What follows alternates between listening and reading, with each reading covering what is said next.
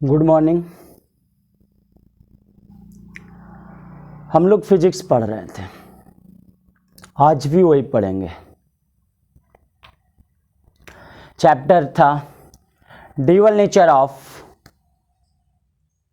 Radiation and matter. पिछले हम लोग 2 वीडियो में पढ़ चुके थे कि मैटर का ड्यूअल नेचर, रेडिएशन का ड्यूअल नेचर के बारे में थोड़ी सी जानकारी। इस वीडियो में हम लोग पढ़ने वाले हैं work function, electron emission, electron कैसे बाहर आती है मेटल से, work function, threshold wavelength, threshold frequency और स्टॉपिंग पोटेंशियल। ये सभी चीज हम लोग इस वीडियो में पढ़ेंगे। तो चलिए हम लोग शुरू करते हैं आज का चैप्टर। मेरा नाम है ब्रजेश कुमार, आपका एक बहुत ही ब्यूटीफुल सा चैनल देखेंगे। वर्क फंक्शन की यदि हम बात करें तो इसके बारे में हम पिछला वीडियो में बता चुके हैं, लेकिन यहाँ पे हम थोड़ा सा आपका शॉर्ट रिवीजन करवाने वाले हैं। देखेंगे ये वर्क फंक्शन क्या होता है। हम आपको बताए थे ये मेटल है, मेटल, इसमें बहुत सारे इलेक्ट्रॉन है।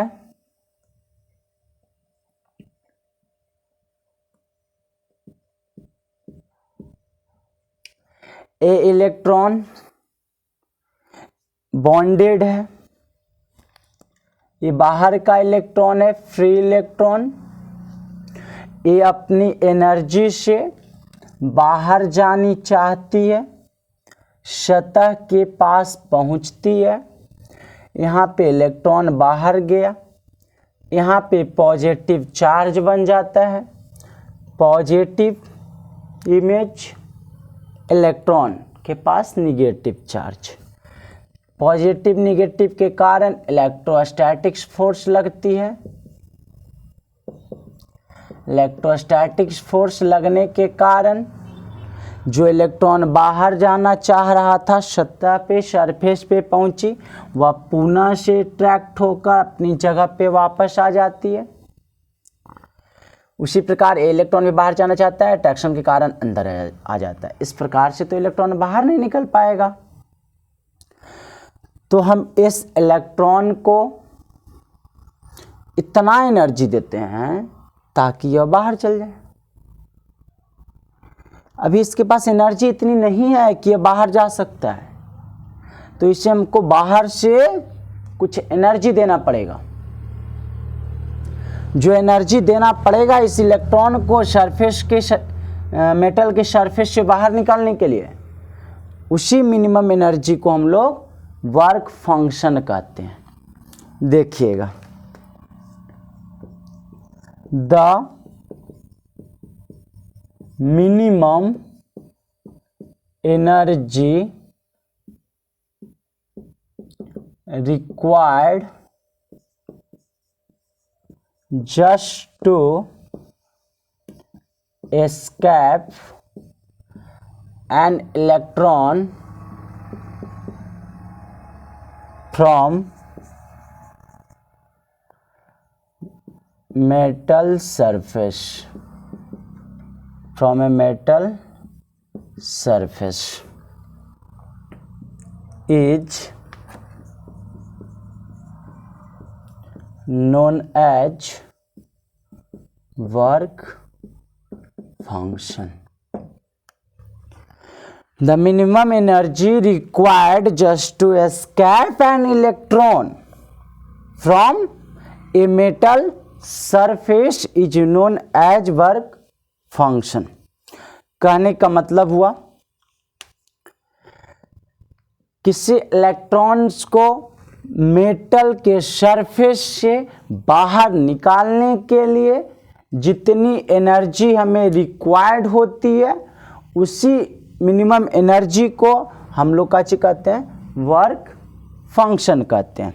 वर्क फंक्शन को फाई नोट के द्वारा डिनोट किया जाता है तथा इलेक्ट्रॉन वोल्ट में मेजर किया जाता है, मापा जाता है। अब देखते हैं इलेक्ट्रॉन वोल्ट के बारे में थोड़ी सी। इलेक्ट्रॉन वोल्ट देखिए, 1 इलेक्ट्रॉन वोल्ट इक्वल टू एक इलेक्ट्रॉन का charge into 1 volt. 1 electron volt equal to एक इलेक्ट्रॉन पर आवेश अर्थात कि चार्ज इंटू 1 वोल्ट। एक इलेक्ट्रॉन पर आवेश charge 1.6 into 10⁻⁻19 coulomb into 1 volt. आप यहाँ देख सकते हैं 1.6 into 10⁻⁻9 VC volt coulomb, 1.6 into 10⁻⁻19 VC equal to joule. तो आ गया 1 इलेक्ट्रॉन वोल्ट में कितनी होती है, 1.6 इंटू 10⁻⁻19 जूल होता है। अच्छा है, 1 इलेक्ट्रॉन वोल्ट को डिफाइन कैसे करेंगे, इसको कैसे आता है जो देखिए,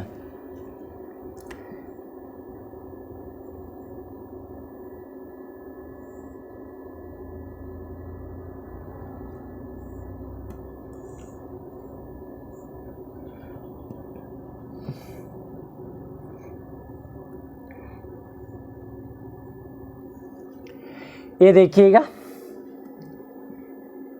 इलेक्ट्रोड है, ये माइनस है कैथोड और ये प्लस है। ये कैथोड है, माइनस कैथोड से जुड़े है माइनस से, ठीक है, करंट पास करेगी।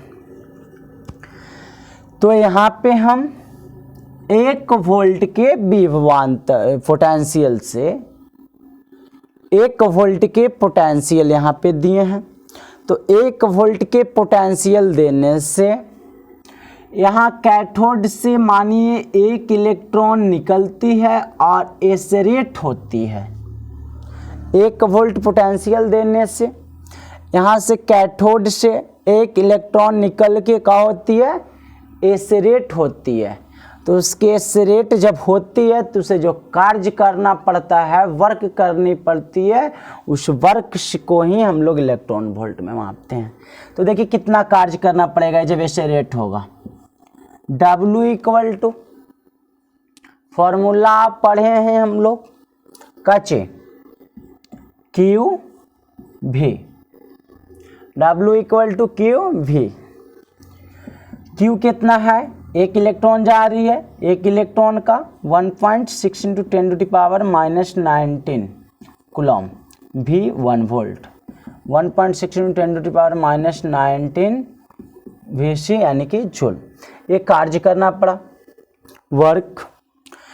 अब ये जो वर्क करना पड़ा है, ये वर्क ही उसमें एनर्जी के रूप में जमा रह जाती है, जिसको हम लोग क्या कहते हैं, इलेक्ट्रॉन वोल्ट कहते हैं। अर्थात कि 1 वोल्ट का पोटेंशियल लगाने से जो इलेक्ट्रॉन एसेरेट होती है तो उसके द्वारा जो वर्क करना पड़ता है, उस वर्क का ही का चीज उसमें एनर्जी के रूप में संचित रहती है। अब आगे देखेंगे, ये तो इसके बारे में हो गया वर्क फंक्शन के बारे में। तो वर्क फंक्शन आप अच्छी तरह से समझ गए होंगे। वर्क फंक्शन क्या होता है, अच्छा, अर्थात कहने का मतलब हुआ कच्चे, तो किसी भी मेटल सरफेस से इलेक्ट्रॉन को बाहर निकालने के लिए जितनी मिनिमम एनर्जी रिक्वायर्ड होती है उसे हम लोग उस मेटल का वर्क फंक्शन कहते हैं। सभी मेटल का वर्क फंक्शन अलग अलग होता है। अच्छा, 1 मिनट देखते हैं वीडियो पुश।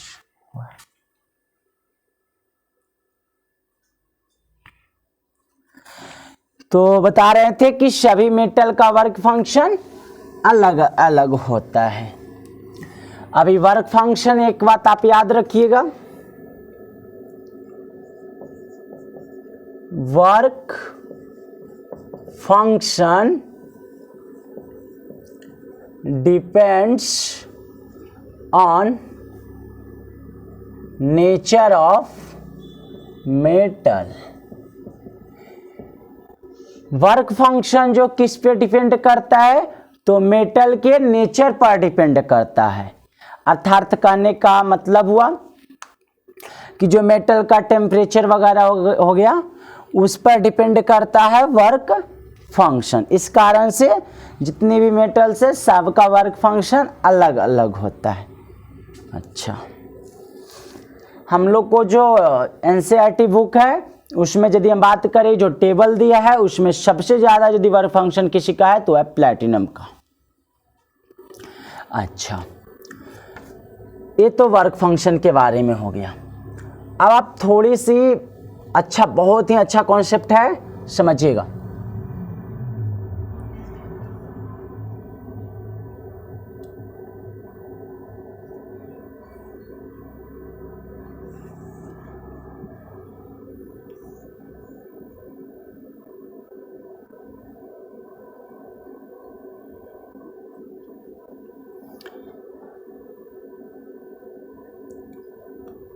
देखिए, इलेक्ट्रॉन मेटल, ये मेटल है। इस मेटल का वर्क फंक्शन की बात करें तो फाई नॉट। मेटल का वर्क फंक्शन कितना है? फाई नॉट है। मेटल से इलेक्ट्रॉन को बाहर निकालना है, मेटल से इलेक्ट्रॉन को बाहर निकालना है। ये इलेक्ट्रॉन कब निकलेगा? जब इस इलेक्ट्रॉन को एक्सटर्नल एनर्जी देंगे। अब मान लीजिए इसको एनर्जी मिला, ई एनर्जी मिला, तो ये बाहर निकलेगा नहीं, वो डिपेंड करता है यहाँ। यदि ई इक्वल कम से कम होना चाहिए वर्क फंक्शन के, तो बाहर यहाँ तक आ सकता है, या तो क्या होना चाहिए? ज़्यादा होना चाहिए। देखिए, आप समझिए इससे। मान लीजिए हम ई दिए हैं एनर्जी इलेक्ट्रॉन वोल्ट में, उस मेटल का वर्क फंक्शन फाई नॉट है। वेस्ट एनर्जी, अंदर में कॉलिजन वगैरह है सब होती है, उसके कारण एनर्जी बर्बाद होती है, वेस्ट होती है। और काइनेटिक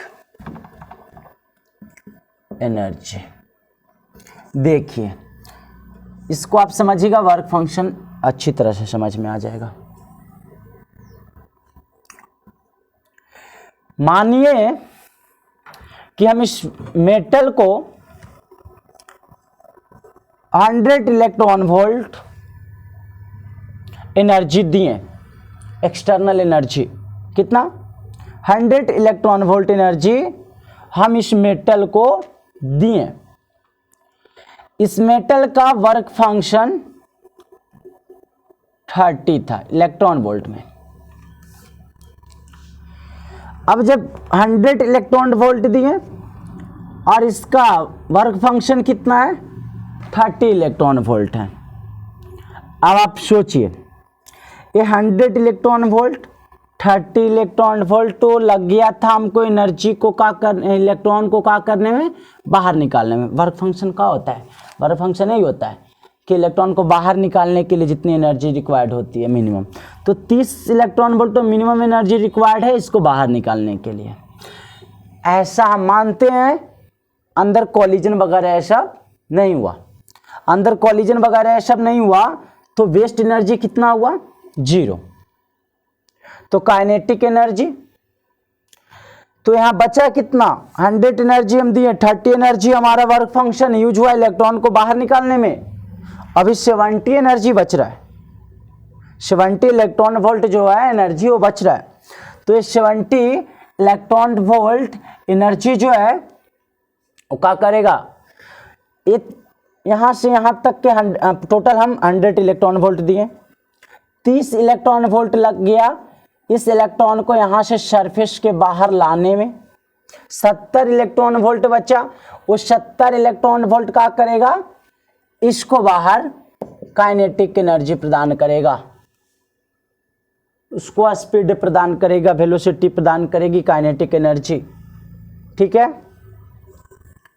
अब देखिए 100 इलेक्ट्रॉन वोल्ट हम किसी को दिए मेटल को, उसका वर्क फंक्शन था 30 इलेक्ट्रॉन वोल्ट।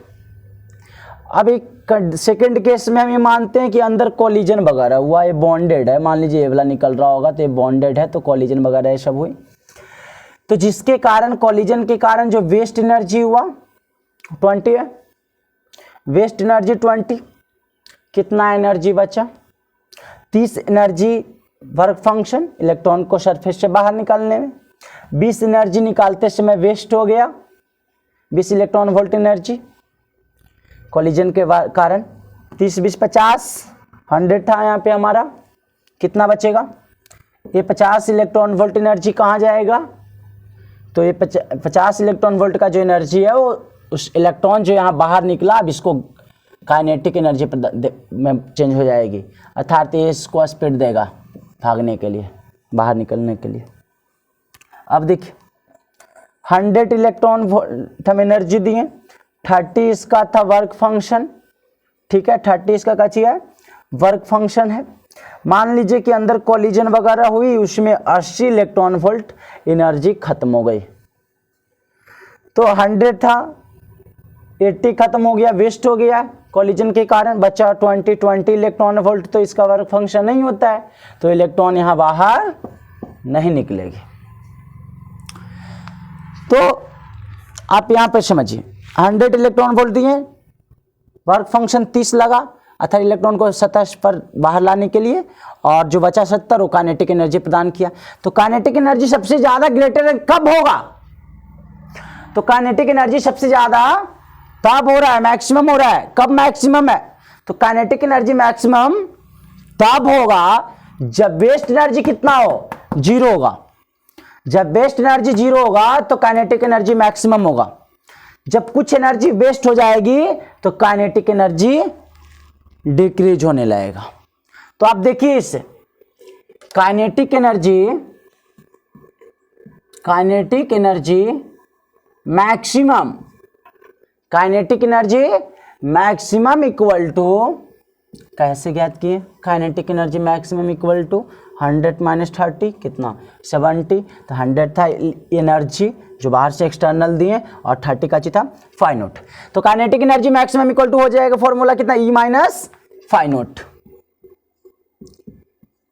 ये फॉर्मूला हुआ काइनेटिक एनर्जी मैक्सिमम का, kinetic energy maximum equal to E - phi naught. लेकिन कंडीशन एक याद रखेंगे, एक कब होता है, जब कॉलिजन नहीं हो रहा हो अर्थात की एनर्जी वेस्ट नहीं हो रहा हो, तो यहां पे हम लोग क्या करेंगे, लिख देते हैं when energy waste energy equal to 0, when waste energy equal to कितना 0, जब वेस्ट एनर्जी कितना हो 0 अर्थात अंदर कॉलिजन वगैरह नहीं हो रहा हो। अब देखिए और फिर फॉर्मूला होता है, ई का formula h new frequency minus कितना फाई नोट, या तो आप ऐसे लिख सकते हैं E equal to hc/λ minus का ची फाई नोट। तो kinetic energy maximum equal to E - phi naught या h nu minus phi naught या hc/λ माइनस फाई नोट। अच्छा, ये सब फॉर्मूला हुआ काइनेटिक एनर्जी मैक्सिमम का। काइनेटिक एनर्जी मैक्सिमम उसी कंडीशन में होता है जब वेस्ट एनर्जी कितना होती है 0 होता है। अब देखिए जो एक कंडीशन है इसी को हम लोग कहते हैं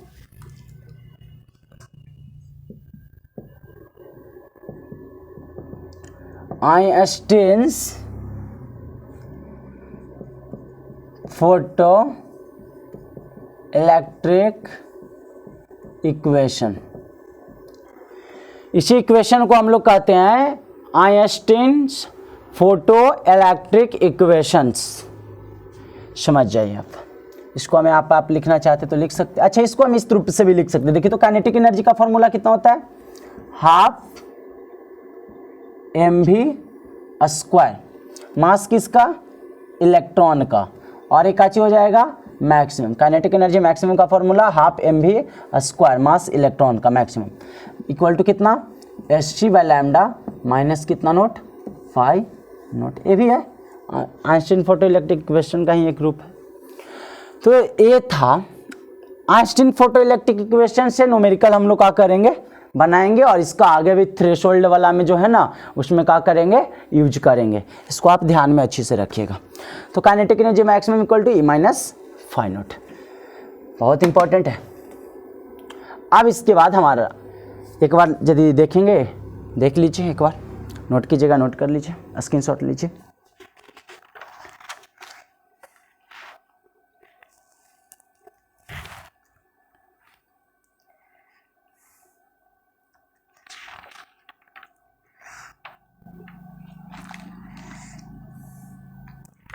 चलिए, इसके बाद हमारा आता है वर्क फंक्शन होता है समाप्त। तो याद रखेंगे, इलेक्ट्रॉन मेटल के सरफेस से बाहर तब आएगी जब एक्सटर्नल एनर्जी जो हम मेटल को दे रहे हैं उस मेटल के फाई नोट के इक्वल या उससे बड़ा हो। तो चलिए आगे देखते हैं हम लोग electron emission. Electron emission, electron emission मतलब इलेक्ट्रॉन को बाहर निकलना। तो देखिए, इलेक्ट्रॉन एमिशन का जो प्रोसेस है वो 3 तरह से होता है। पहला,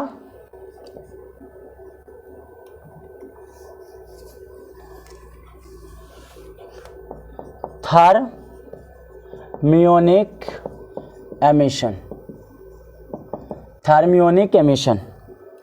सेकेंड है फील्ड एमिशन, और थर्ड है photo electric equation, photo electric emission.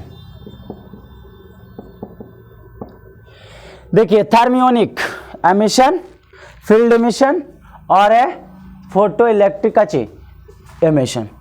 आप देखिए, ये जो इलेक्ट्रॉन एमिशन है, इस इलेक्ट्रॉन एमिशन, इलेक्ट्रॉन्स को मेटल्स के सरफेस से बाहर आना, अर्थात कि इससे हम क्या करते हैं, मेटल को वर्क फंक्शन के इक्वल में एनर्जी देते हैं इस 3 मेथड के द्वारा। देखिए, थर्मियोनिक एमिशन में क्या होता है ना, कोई मेटल है, मेटल के पास जो इलेक्ट्रॉन है उसके हमें बाहर निकालना है, और बाहर निकलवे ना करेगा, कहेगा कि हमारे पास एनर्जी देवे ना कर लें, तो निकलवो कैसे। तो इस मेटल का जो इलेक्ट्रॉन है उसको बाहर से हमको एनर्जी देना पड़ेगा। तो बाहर से जो एनर्जी प्रदान करते हैं, एनर्जी देना है हमको, इसके लिए हम क्या करते हैं, इसे हीट एनर्जी के रूप में देते हैं, अर्थात कि यहाँ पे इसको हीट करते हैं। इस मेटल को हम हीट करेंगे, हीट करने से हीट एनर्जी के रूप में मेटल को एनर्जी मिलेगा, और वह इलेक्ट्रॉन का एनर्जी मिल गया। और इलेक्ट्रॉन को जैसी एनर्जी मिलेगा वो रहल जती ओकरा, ये क्या करते कि चल बाहरे, और इस प्रकार से इलेक्ट्रॉन कहाँ बाहर निकलना शुरू कर देगा, अर्थात इलेक्ट्रॉन एमिशन होने लगेगा। मेटल को हीट देते हैं, हीट एनर्जी इलेक्ट्रॉन को मिलता है, हीट एनर्जी इलेक्ट्रॉन पा करके क्या होता है, बाहर निकलना शुरू कर देता है। यही प्रोसेस जो है थर्मियोनिक एमिशन कहलाता है। यही प्रोसेस थर्मियोनिक एमिशन कहलाता है तथा जो इलेक्ट्रॉन निकला वो थर्मियोन्स कहलाता है। ठीक है, जो इलेक्ट्रॉन्स निकला वो थर्मियोन्स कहलाता है और इसको हम लोग एडिशन एमिशन भी कहते हैं, क्योंकि इसकी जो खोज किए थे वो एडिसन महोदय नहीं किए थे। अगला आता है फील्ड एमिशन। फील्ड एमिशन में क्या किया जाता है, कोई मेटल है, इसके पास क्या है, इलेक्ट्रॉन है, यह इलेक्ट्रॉन अपने सतह से बाहर आना चाहता है, इस मेटल को बहुत ज़्यादा पावरफुल फील्ड के अंदर रख दिया जाता है, minus minus plus plus plus plus. ठीक है, किसी मेटल को बहुत ज़्यादा शक्तिशाली फील्ड के अंदर क्या कर दी जाती है, रख दी जाती है, और इसका जो फील्ड होता है, इलेक्ट्रिक फील्ड जो होता है, अर्थात फील्ड ही मानिए ऑर्डर ऑफ इलेक्ट्रिक फील्ड, जो इसका फील्ड का ऑर्डर होता है और 10⁸ वोल्ट मीटर इनवर्स के क्रम में होता है। तो इतनी ज़्यादा पावरफुल फील्ड के अंदर मेटल को रखते हैं, तो ये इलेक्ट्रॉन तो अपनी एनर्जी से अपनी सतह पे आना चाहती है और इलेक्ट्रॉन अपनी सरफेस पे क्या करती है, आती है, और जैसे इलेक्ट्रॉन हमारे सरफेस पर आती है, जैसे इधर से पॉजिटिव चार्ज वाला इलेक्ट्रॉन को शक्तिशाली होने के कारण से अपनी तरफ क्या कर लेती है, खींचनी शुरू कर देती है, और इस प्रकार से इलेक्ट्रॉन बाहर निकलना शुरू हो जाता है। इस प्रकार का एमिशन फील्ड एमिशन कहलाता है। थर्ड होता है photo electric emission. Photo electric emission में क्या होता है, किसी फोटो इलेक्ट्रिक एमिशन जो होता है उसमें क्या होता है, यहाँ पे हम समझा रहे हैं, उधर नजर कहानी नहीं आएगा। थर्ड वाला को फोटो इलेक्ट्रिक एमिशन को में क्या होता है ना, एक मेटल होता है, मेटल में जो इलेक्ट्रॉन होती है, तो मेटल के ऊपर रेडिएशन को क्या किया जाता है, डाला जाता है, और जब मेटल को रेडिएशन मिलता है तो मेटल रेडिएशन से एनर्जी प्राप्त करता है, जिससे इलेक्ट्रॉन को एनर्जी मिल जाती है और ये इलेक्ट्रॉन बाहर निकलना क्या कर देती है, शुरू कर देती है।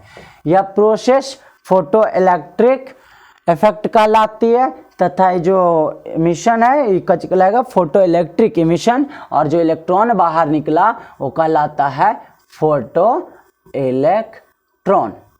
यदि हम लोग सिलेबस में अपना बात करें तो हम लोग को सिलेबस में थर्मियोनिक एमिशन और फील्ड एमिशन के बारे में ज़्यादा पढ़ने के लिए नहीं है, ये हम लोग का सिलेबस नहीं है, हम लोग से ऊपर क्लास के सिलेबस में पढ़ने के लिए है, बस इसके बारे में थोड़ी सी जानकारी लेनी थी। हम लोग का सिलेबस में कौन सा है, तो फोटो इलेक्ट्रिक एमिशन है।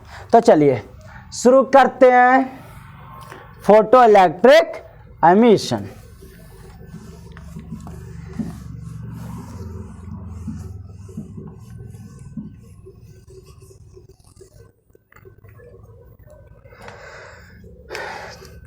देखेंगे भाई, बहुत आखिर आ ही गए, भुलाइत फोटो इलेक्ट्रिक इफेक्ट के पास। बहुत परेशान किया, बहुत दिन लिया का। तो चलिए शुरू करते हैं फोटो इलेक्ट्रिक एमिशन। देखिए बहुत पुरानी बात है,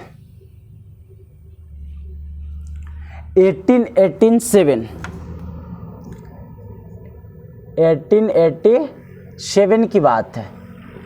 हर्ट्ज नामक एक साइंटिस्ट है, 1887 की बात है। हर्ट्ज नामक एक साइंटिस्ट है, वो क्या बताएं, वो क्या किए,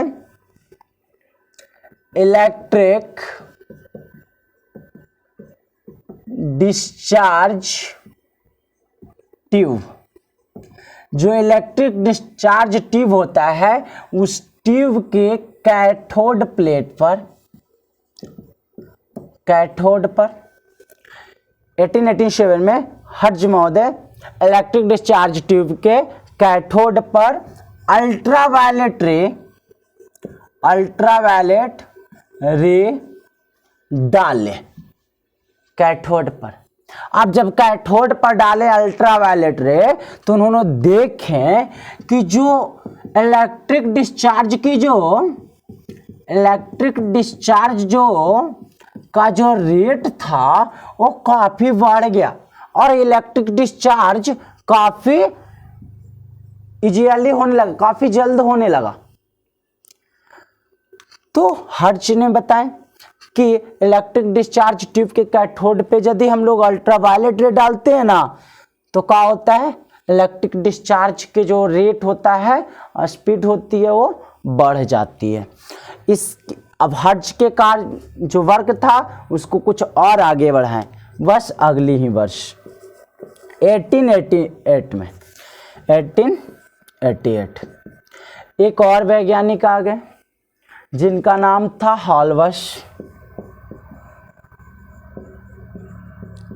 हॉलवश। इन्होंने क्या किए, ये कहाँ के थे, जर्मन के थे। जर्मन के एक बहुत ही बड़े साइंटिस्ट के रूप में इन्हें गिना गया। ये हॉलवश ने जो क्या किए हैं, इन्होंने बताएं, देखिए क्या बताएं, इन्होंने बताएं कि कुछ ऐसा था, ये था क्वार्ट्ज बल्ब।